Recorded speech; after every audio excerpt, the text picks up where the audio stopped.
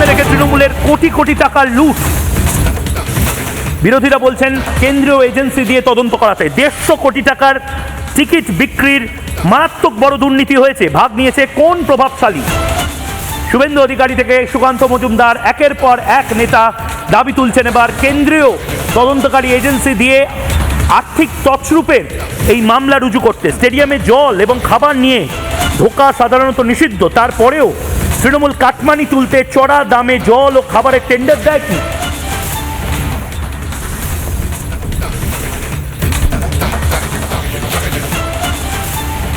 কি অবস্থা! মানে আমি প্রত্যেকে এখন, আগে ভারতীয়রা বলতো, এখন ইন্টারন্যাশনালি স্পেনে এই যে যারা স্পেন ফেরত যারা অর্থনীতিবিদ ইন্ডাস্ট্রিয়ালিস্ট আছেন তারা দেখবেন এরপরে বাংলাতে নিজেরা ইনভেস্টমেন্ট না করে অন্য রাজ্যে করছে এবং বলছে না না বাংলায় সব ঠিক আছে।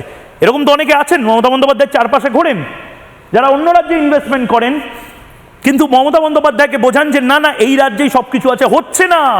মমতা বন্দ্যোপাধ্যায়ের চারপাশে যারা আছে বাংলার ইমেজ সর্বনাশ করে দিচ্ছে।